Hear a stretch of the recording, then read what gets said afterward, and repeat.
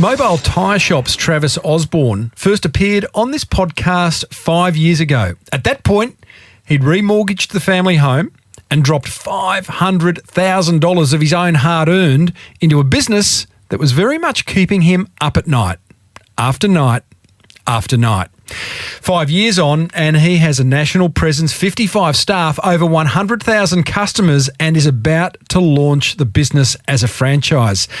Now, if business growth is something that floats your boat, then you are in for a real treat. It's time for the rubber to hit the road in episode 529 of the 11-year-old award-winning Small Business Big Marketing podcast. Well, I said, welcome to a small business marketing show where successful small business owners share their souls to take your marketing straight to the lead. Now, here's your host, Mr. Tim Reid. And welcome back to your weekly dose of Pump Up Your Tyres marketing. Boom, boom. I'm your host, Timbo Reid. You, infinitely more importantly, are a motivated business owner, and you are over ready to crank out some great marketing to build that beautiful business of yours into the empire that it absolutely deserves to be. Big episode today. Mobile Tyre Shop's Travis Osborne shares the strategies that have led to his extraordinary business growth over the last few years. This week's Monster Prize Draw winner feels guilty as a result of a killer idea picked up from a recent episode. Plus, I let you in on an upcoming guest who's used her medical qualifications to create a product that many of us really can't do without. As per usual, team, there is marketing GOLD dripping from the ceiling over here at Small Business Big Marketing's HQ. So let's get stuck right in. Uru, Timbo. It's Brett from Kana Wine here. We're an online wine shop. So all our customers are coming from the web and the big marketing funnels out there. And one of the biggest challenges and questions I have that are unresolved to date is, do I sacrifice the speed that I grow my business by learning the tricks and tools myself? That is, learn how to make a great ad, learn how to web search optimize my website, or do I outsource it, get the experts to work their magic and apply their know-how and experience and grow my business quickly and forever be beholden to these experts and paying ever greater fees and percentage of my profit and hard earned? Or do I learn that stuff myself and end up being my own expert and growing my business slower but never beholden to the experts? Cheers, Timbo. That is a great question, young Brett. And by the way, before I answer that question, what a great business you've got. Kana Wine, CANA wine.com.au. And from what I can tell, premium, low-volume Australian wines delivered to your door. Buddy, you sound quite a young man. I wish you all the success with that. Now, in answering your question, first of all, change your mindset around being beholden to the experts and about experts being expensive. That way of thinking is not going to serve you as you grow, okay? You can't do everything as a business owner. Choose the things that are going to add the greatest value to your business that you're particularly good at. Do them. Cash flow allowing, pass everything else off to someone. In order to do that, I want you to work out your effective hourly rate, a concept that a friend of this show, James Schramko, talks about in his book. Your effective hourly rate's quite simple. You take your monthly revenue and subtract the costs. That gives you your profit. Divide that profit by the number of hours you work in the month, and that gives you your effective hourly rate. Now you know your effective hourly rate, your EHR. It would make sense to employ others to do things in your business if their hourly rate is less than your effectively hourly rate. You got it? You might have to replay this. It's complicated, but it's simple. I say it with one proviso, that your cash flow allows you to do this, okay? Now, a couple of things to consider, Brett. Don't try to do everything. If you find yourself learning SEO, graphic design, copywriting, email marketing, etc., then you'll not only drive yourself bonkers, but nothing will get done properly. Experts are experts for a reason, right? Another thing to consider, always focus on the tasks that are going to grow your business. Relationship building, establishing strategic partnerships, talking to and understanding your customers. As the business owner, the leader, the founder, these are the things that are going to add the most value, not you learning how to optimize your website for Google. And finally, be smart about finding experts, okay? I imagine cash flow is limited. You can't afford the best, but you can still get good work done using websites like 99 Designs for graphics. Go to Studio Hawk for some search engine optimization tips. Previous guest, the guy from Studio Hawk, awesome SEO expert. Upwork for copywriters, etc., etc., etc.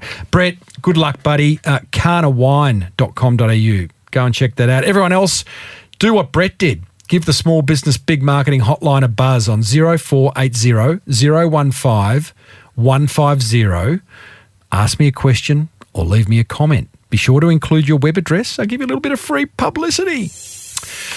Righto, let's meet Mobile Tyre Shop's Travis Osborne, who first appeared on this podcast in 2015 when both he and his business were struggling. Now, you might go, well, why'd you have a business owner who was struggling on the show? I thought you interviewed successful business owners, Timbo. Yeah, well, I do, but he'd just been on Shark Tank and he'd absolutely nailed it. Now, Mobile Tyre Shop is a simple business that fits tyres to your car at your home or office. Now, fast forward 5 years and Travis and his team of 55 staff are absolutely smashing it. So, curiosity got the better of me, and on behalf of us all, you and I called Trav and asked if he'd come back and tell us what he's done to achieve significant growth. So I started off by reminding him where his business was at 5 years ago. Okay, we've come a long way in the last 5 years. We're now getting over 100,000 inquiries a month coming through to our website. I've got 60 staff across Australia. We've got 7,500 products we're selling online, 40 vans or just shy of 40 vans. The business has been certainly, from our initial appearance on Shark Tank, we've gone from strength to strength. We've certainly had our up and downs in that period, but what we had was a concept that was strong from day one. It also had the ability to give me the strength to go and do it myself as well. A lot of these businesses take time, but what's probably the most exciting part of our business at the moment is we're just about to launch franchising. Yeah, well, you're a machine. Now, hang on. You are running ahead, and I know this is what you do. You are so beautifully passionate about the business. First of all, that's an incredible growth. In you rattling off those numbers then, Trav, how does it make you feel? Exhausted, really. No, I actually have to say I'm quite proud of what we've achieved so far. What the exciting bit is, we've still got a long way to go, but it has certainly been some long nights. We've outworked our competitors in many times. It's also great to know that we've proven a lot of people wrong. Give me an example of the long nights and the outworking of your competitors. An example that's quite acute in your mind. Really, we've done a lot in the technology space. What we found is our tech guys seem to work very strange hours. We worked very early hours to have tyres and our logistics ready. What we find is we're often up till past midnight working with our tech guys. That's the time they seem to get their best work done. So it's not uncommon to do a 12-hour plus day. Often, certainly over the period, we've done more than our fair share of all-nighters as well. But it comes with the territory. I've read where you said you didn't understand the market until 4 years after opening Mobile Tyre Shop. What weren't you getting? The tyre industry has been a very traditional staid industry for a very long time. That traditional model hadn't changed. My challenge was to say, one, we knew there was a better way and a more convenient way of replacing the tyres. My first question I struggled with was, why wasn't everyone else doing it? We run our business very much as a technology, logistics, and a sales and marketing business as opposed to a tyre business. We find a lot of those tyre people have run their businesses a certain way, and while these other competitors will try mobile over the period, it won't work for them. You have to have a very different mindset to running the business. There's something to be said, Trav, about looking at a business not for what it does. So like on the surface, you sell tyres, but you don't see yourself as a tyre business. You see yourself as a technology and logistics business. When you finally made that shift in your mind, did the business also make a positive shift? Oh, 100%. What we realised very quickly is trust the data. Most of my reports are about data. They don't talk about tyres. Right. How often do you see a report? Daily? Hourly. Do you really? We track all our sales right down to the hour. We run for a 12-hour day, 7 days a week. So we are on all the time. What's your dashboard look like? It's I've simplified it to a simple page now.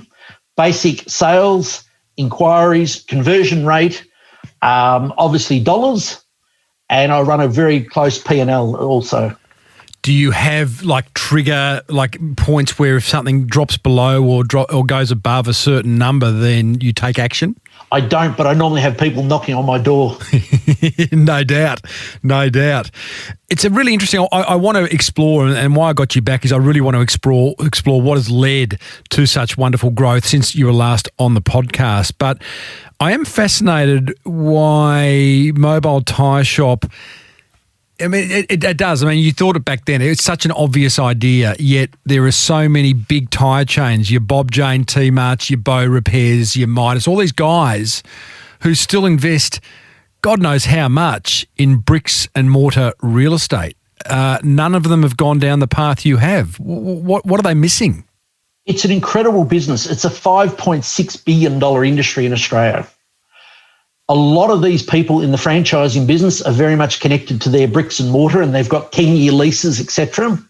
They also, once they've invested in that infrastructure, it is very hard for them to go and invest further in vans, etc. What we've found is it's not about the mobile vans. That's the easy bit of the business. It is the customer generation, the logistics. More than 50% of our customers have their tyres delivered and fitted on the same day of ordering. For that alone is an incredible logistics challenge. We found very quickly we couldn't trust the tyre companies to ensure the product was delivered in time. So we took our own logistics model and we do all our own deliveries to our vehicles. Are you holding stock or are you? No. The incredible thing about our business is we're a tyre store without tyres and without stores. Of the 7,500 products we've got, our aim is not to hold any stock, and the view is that those tyres will sit in our warehouse for a maximum of approximately 3 days, maximum. So the intent is we actually receive the sale and the customer's money before we've actually purchased the tyres ourselves. That model allows us to be as price competitive as the major chains. If we ran a traditional model where we're warehousing 7,500 products, waiting for those products to be sold, there's no way we could be as price competitive in the marketplace on our product and provide the at-home service. Well, what's amazing, and we spoke a couple of days ago because I'm in need of some new tyres for my car, and not only were you significant cheaper against a quote from a major brand who I actually have a relationship with. I've been very loyal to them. So I assumed they gave me a good price until you gave me a price. And secondly, you have not only cheap, but you have convenience. So it's an incredible offer. I want to explore your growth and, figure out what's led to it so those listening can also apply some of the learnings. Now, you reached out to an investment banker a few years ago who personally invested in the business. What got him across the line? Probably passion. Your passion? My passion. But there's two aspects of it. You look at the industry as a whole to see it's a very traditional business. We know, as I mentioned before, $5.6 billion in sales. But what really got him across the line was looking at both the European and the US experiences. 17% of all tyres last year were sold online in the UK. Factoring that sort of number into Australia with a bit of growth, it's a $1 billion industry within the next 2 years. There are competitors that sell tyres online, but there is no advantage to buying your tyres online if you still have to go to a tyre store to get them fitted. The idea of throwing your kids out of the back seat, putting the tyres in the back seat, driving around trying to get someone to fit them just doesn't work.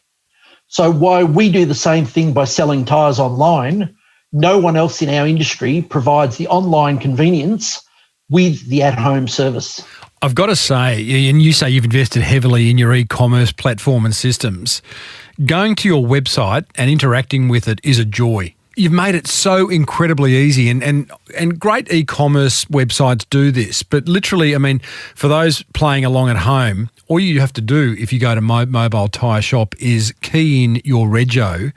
It then goes into some bloody database somewhere and finds out what your car is, and then puts forward a budget, an economy, and a premium tyre with prices fully fitted. It's so incredibly easy. Plus all the other information that you have on your website and the way the product's presented, it actually just makes it incredibly easy to buy. That doesn't happen, by mistake, does it, Travis? How did you get to this point in your website offering? One of the challenges is there are so many products. With 7,500 products, the customer doesn't know what they want. Traditionally, we've taken online what the experience is in a bricks and mortar environment. They go into their tyre store. Generally, the guy behind the counter gives them a good, better, best, or in our case, a better, good, better, the top three. But we always recommend a premium tyre as the most safest product. What we've gone is we've taken that live bricks and mortar experience and we've converted it into an online experience. The biggest key to our seizing the bottleneck or clearing the bottleneck has been the number plate recognition. That is an incredible database. You put your registration in, it then goes to Vic Roads or New South Wales or Queensland. It then determines what the vehicle is. And then from that vehicle, it determines the VIN. Then it goes back to the original manufacturing data, which determines what tyre size came on that vehicle.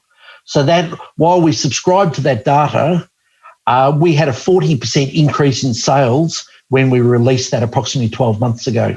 Wow. How hard was it to integrate that? Because you're speaking to state governments and accessing a database that I imagine there's, a very long list of privacy laws guarding it. So how did you do that?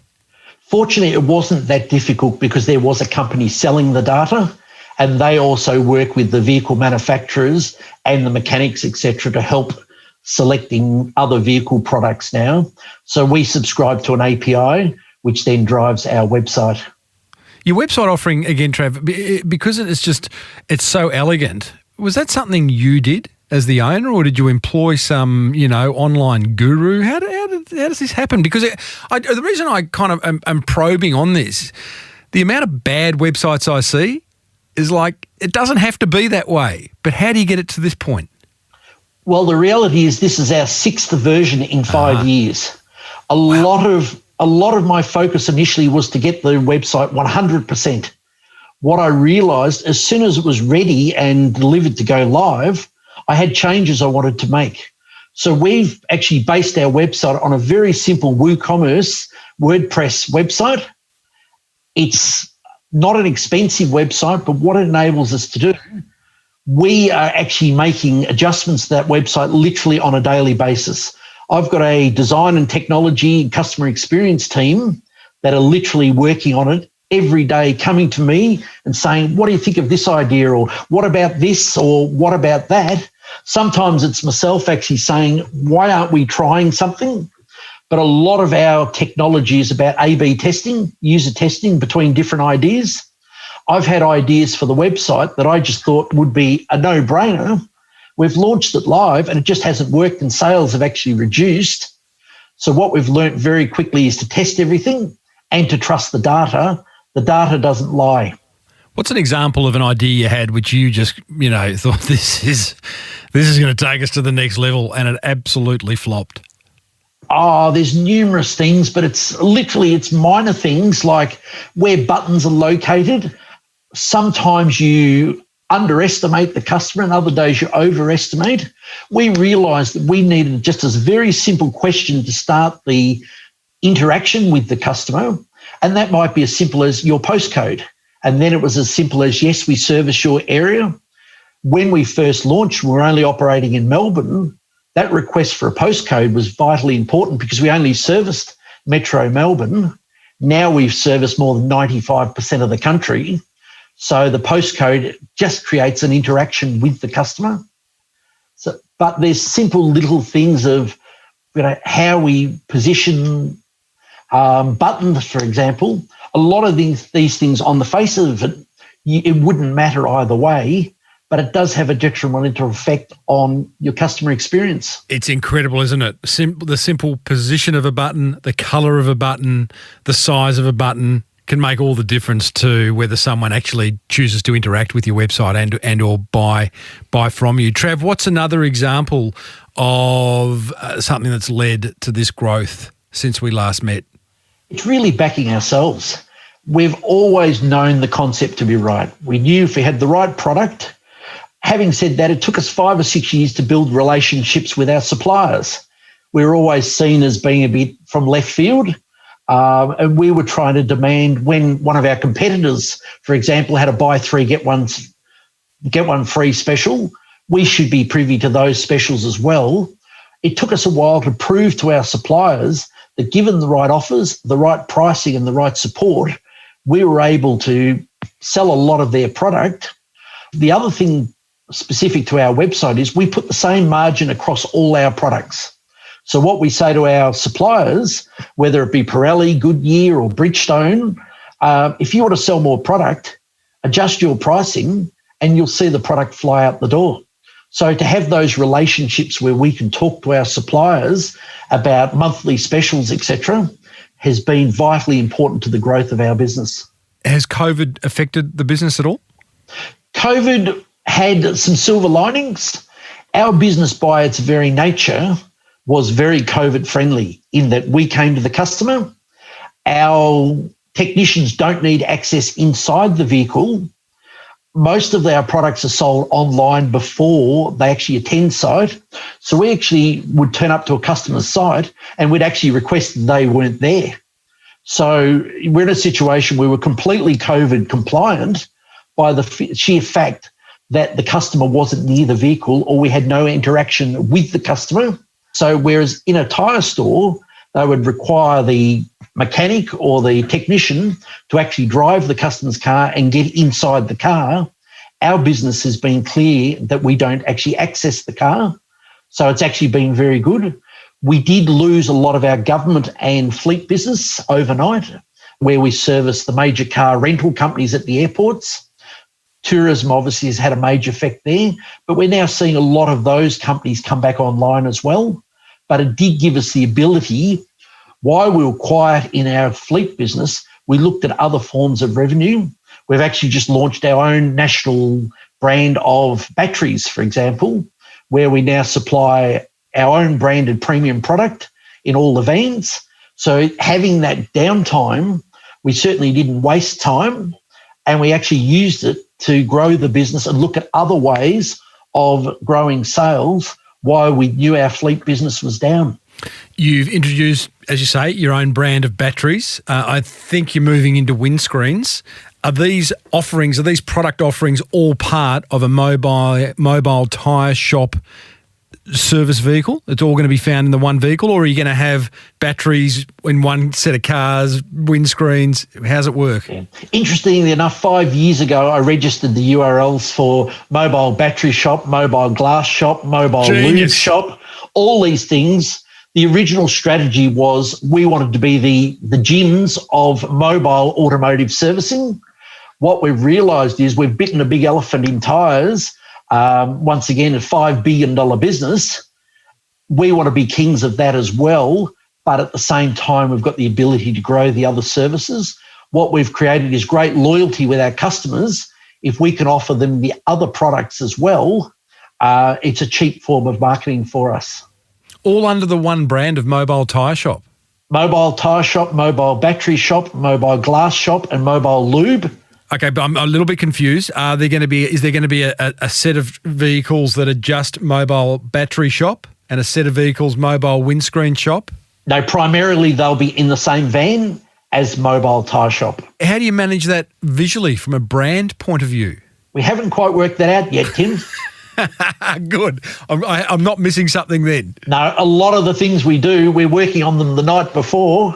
Let's workshop it, Trav. Let's workshop it. It's trial and error. I'll share the 3 branding models with you, and I know my audience will appreciate this. I haven't done it for a few years. There's the branded house, which is like Apple iPod, Apple iTunes, Apple MacBook, and it's like parent brand, sub-brand.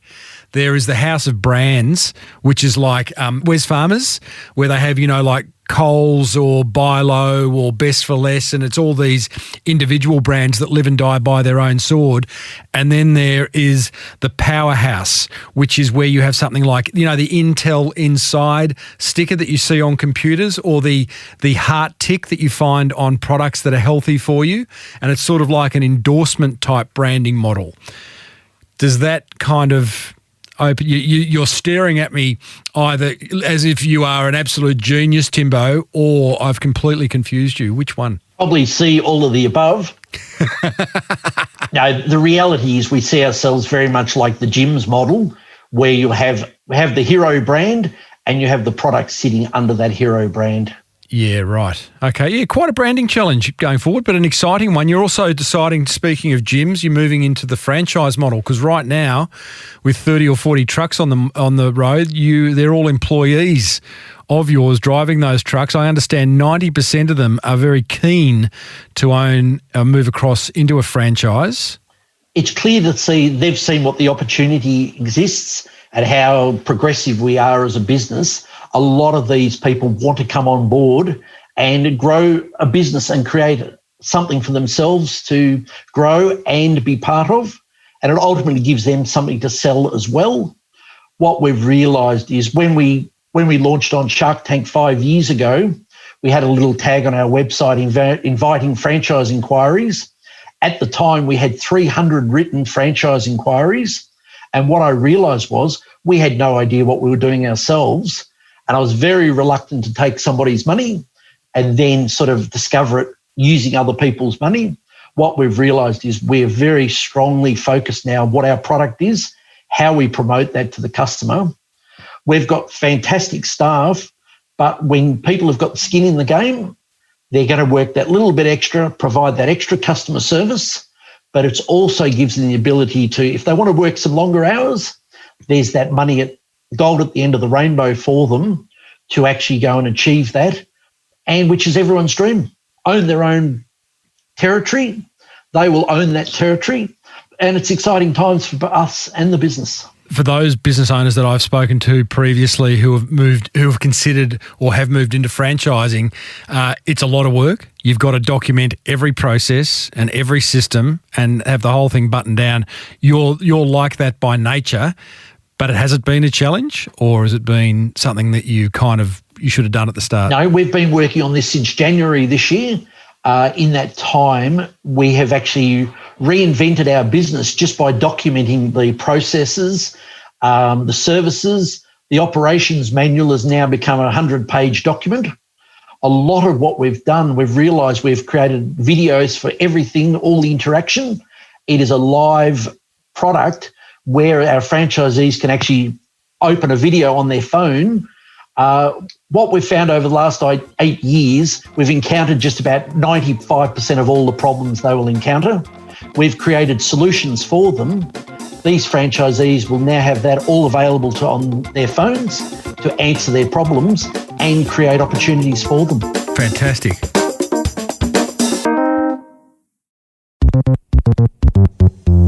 Trav, I want to talk marketing and figure out what marketing is working for you. What do you spend a year on marketing? Over $2 million. Wow. So it's certainly up there. Majority of that is with Google and online digital. Having said that, this month we've just launched television, a national television. With 3.5, 4 weeks into the campaign, sales have increased 84% on the back of television. Really? It's been an incredible experience. What we've found is our product is very much a visual product. You could talk about a man turning up at your house in a van. You have perceptions about the old tyre industry, greasy shirt, old van. Dirty waiting rooms, crappy coffee, all that sort of business.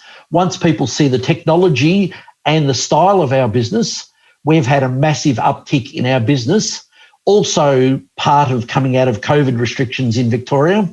So I won't put it all on television, but we've had a major jump in sales over the last 4 weeks. What made you decide to go down the TV route? We always thought it was going to be cost prohibitive. What we found was that there are a lot of marketers that have pulled out of their advertising due to COVID periods because their businesses have been closed, etc. Quite frankly, it was that we were contacted by a number of the stations looking for opportunities, and we found the opportunity was viable. So we've gone in with a 6-week initial package to see what sort of impact it has, with the view of going heavily into television next year. I've worked in TV advertising for years. The amount of variables to get right, both on the media side and on the creative side, are significant, and, rightly so, would scare many potential TV advertisers off. Have you gone direct with a network? And if you have, are they producing the ads for you, or did you go and find an agency? No, we're working through an agency, which we've got a strong relationship with. Well, that's fascinating, mate. And when we say TV these days, because back in the day it was, just the free-to-air, the four channels. But does TV now for you mean YouTube? Does it mean Foxtel? Does it cover all the other catch-up stations? No, what our experience has been, the creative for television is very different to online. We've had to create very specific promotional and creative work for the television, whereas we've been a bit more tongue-in-cheek and a bit more liberal with our marketing online. So this has been a very specific campaign, which I must say we had to create during COVID. So we had very strong restrictions as to what we could do. So we had to take a lot of existing material that fortunately we had previously filmed and turn it into both a 15-second and a 30-second television commercial. So it's been a very strong learning curve, but as a business, we are very strong on our data, and we monitor literally on a daily basis the impact of the television commercials on our website. Trav, you're not in the ad, are you? Oh, no, definitely not. I know who my customer is. I, like yourself, have got a great head for radio. Hey, I've got a great head for podcasting. I knew that 11 years ago when I started. Putting aside the TV campaign you've got running, which sounds absolutely fantastic and highly effective, what's the most effective marketing that you've done for Mobile Tyre Shop? It still really comes down to AdWords, Google AdWords. What we've found is our market still doesn't know we exist. So when we have a customer in the market to buy tyres, they're looking for the major players. Our key has always been to hijack that sale at that point. The best time to feed a customer is when they're hungry, and if they're looking for tyres, and our strategy has been to be in front of them, either the first or second on Google. What's a click worth? We're now paying a couple of bucks for a click. That's not too bad. No, it's still good, but our conversion rate it's still a lot. People do a lot of homework on buying their tyres. It is very much price competitive, which we are now making sure we are. And it's a lot with Google Shopping as well, giving the ability to search by product and find our product. The fact that we actually come to the customer and service them at home is almost an add-on once they've been convinced by our pricing. Wow, that's interesting. Your market don't know you exist. Because, you are. Despite the wonderful growth you've had, and clearly you're doing okay spending $2 million on marketing alone, you've got quite a role ahead of you to educate the market. And, I'm thinking from I'm trying to personalise and saying, what's the limit? Now that I know you exist, what's the blockage to me using a business like yours? And I think it is the fact that I just go, they can't possibly have the same quality or level of equipment that I would find in a bricks and mortar tyre shop. Clearly you do. But what's the trick to overcoming blockages in customers like that? Is it just constantly reinforcing through different marketing means? It's simple brand awareness. If they're aware of our brand, the best experience we have is with our existing customers. They're genuinely passionate about sharing the word. 95% of our customers say, gee, I wish I knew this existed earlier. What we've found is our technology is actually approved by Bentley and Mercedes and all the top major brands. So the technology in the van is on par. It's the best money can buy. So we've got the product, we've got the price.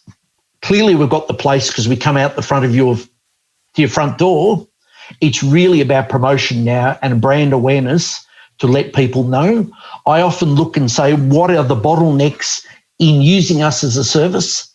And I can genuinely say there are no bottlenecks except for comfort that we can do that same product safely. We're not going to scratch the wheels. All our equipment is designed to ensure it's the best equipment. The fact that it's in a van is just that it's bolted to a van as opposed to a workshop floor. You say customers, 95% of them say, I wish we knew you'd existed previously. You've got over 1,500 five-star reviews on Google, Facebook and productreview.com.au. Now, even when I have an unbelievably good experience, I'm not immediately inclined to go and leave a review. It's just, one of those things that unless I'm prompted, and I will certainly do it if someone asks, what's your strategy around that? Because that's a lot of five-star reviews. Yeah.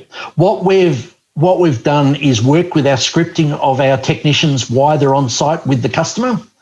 Their final words are, have you been happy with my service? Is there anything else you would like us to do? And then if you could be so kind to leave me a review if you are happy with our service. We've found that it's not a bad thing to actually ask for a review. I know in this day and age we're bombarded with everyone wanting reviews. What we've found is the customer is so genuinely happy with our service that they are willing to provide that review. It's actually a twofold thing. It also keeps an eye on our own employees, knowing that because they're out on site at the time, it gives us the comfort that our technicians and service people are delivering on that promise that we promise our customer. You've talked about marketing that's working very well for you, TV, Google AdWords. Is there a little marketing initiative, Trav, that you've tried over the years that failed dismally? I won't say it's failed dismally, but we didn't get the same result out of radio. Right.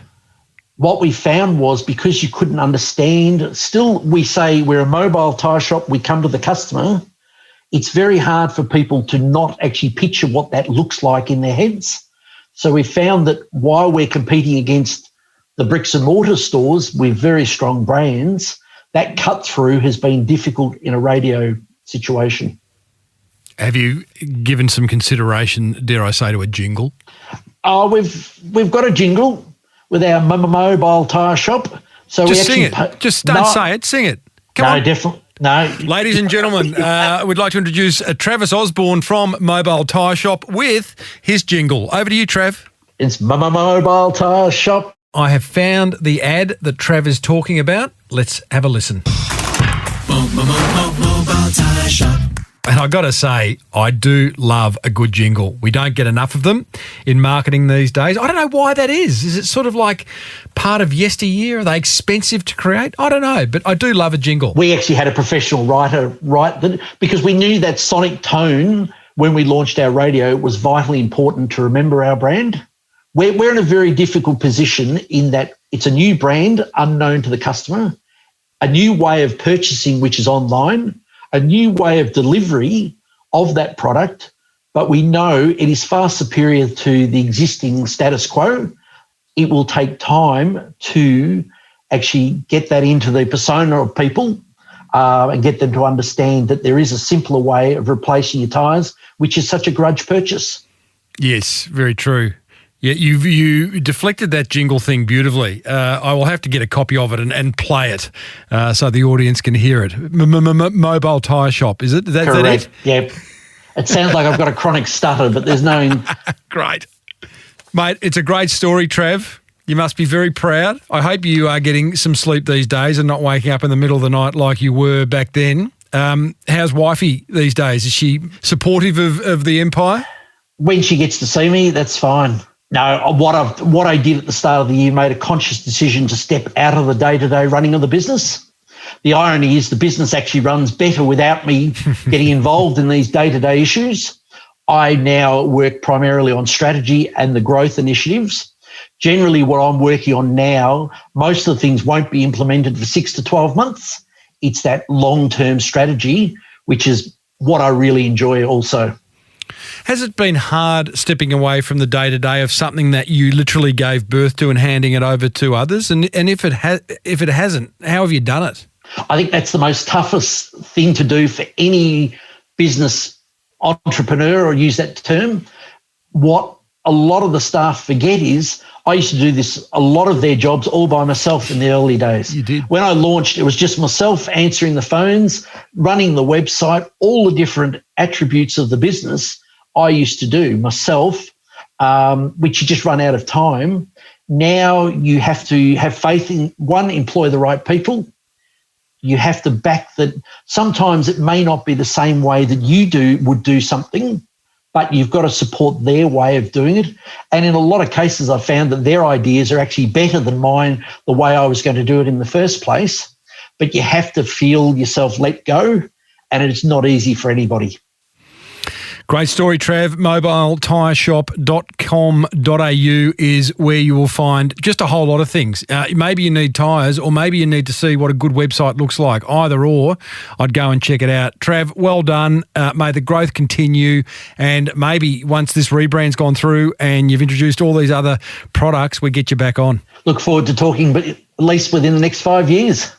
Thanks, Trav. Timbo, it's been a pleasure. Thank you. Well, there you go, team. Mobile Tyre Shop's Travis Osborne. And here's my top 3 attention grabbers from that chat with Travis. Attention grabber number 1. I love the simplicity and user experience of the Mobile Tyre Shop website. Check it out. And spend more time reviewing and improving your own online presence. I bet you haven't done it for a while, and it would be worthwhile doing, I assure you. Attention grabber number 2. I love how Travis has got scripts for all his technicians to follow. This is a game-changing strategy. You might remember me interviewing Andrew Banks, ex-Shark Tank Shark, but more importantly, he founded Morgan & Banks, one of the biggest recruitment companies in the world. And scripts were fundamental to that business's success. It avoids errors. Attention grabber number 3. I love the consistency with which Mobile Tyre Shop, the brand, is presented.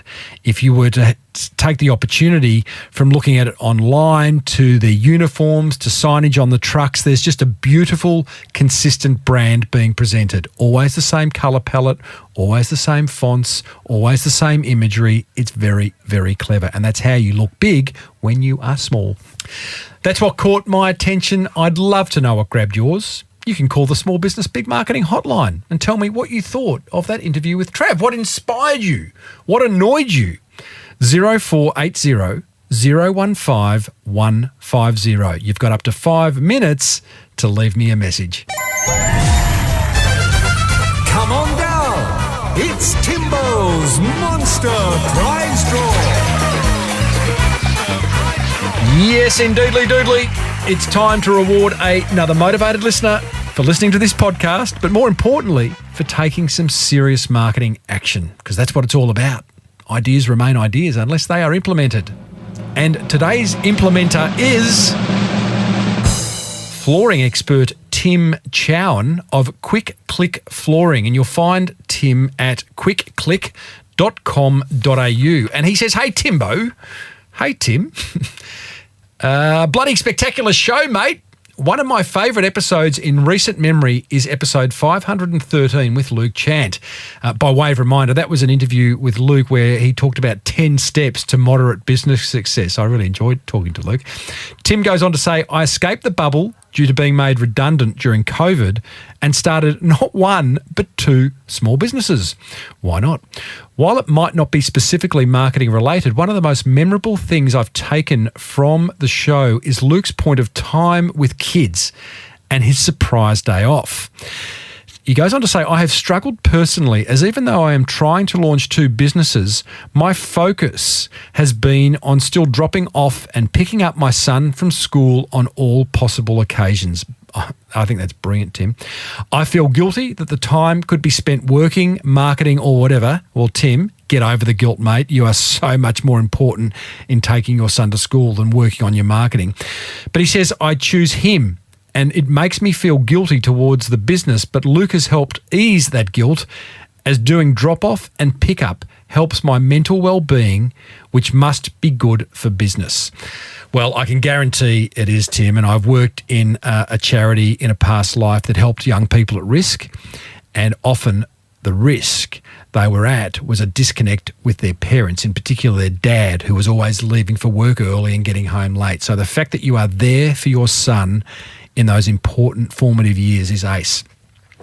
Tim goes on to say, I am now in secret planning of organising a surprise day off in the next few weeks. That's awesome. That was a tip from Luke, where he organises these surprise day offs every once in a while, where he says to his kids, we're not going to school, we're going to Luna Park, or something like that.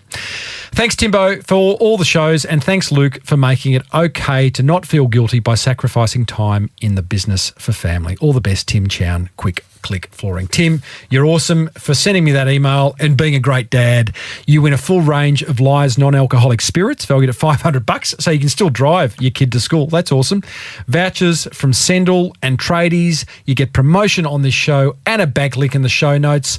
Everyone else, if you've got an idea that you've implemented, give us a ring, 0480 015 150, or email me, tim@timreid.com.au. If I read out your email on the air, you win. Righto. Next week, we catch up with another business owner who absolutely nailed their pitch on Shark Tank. We've got a bit of a Shark Tank theme happening here.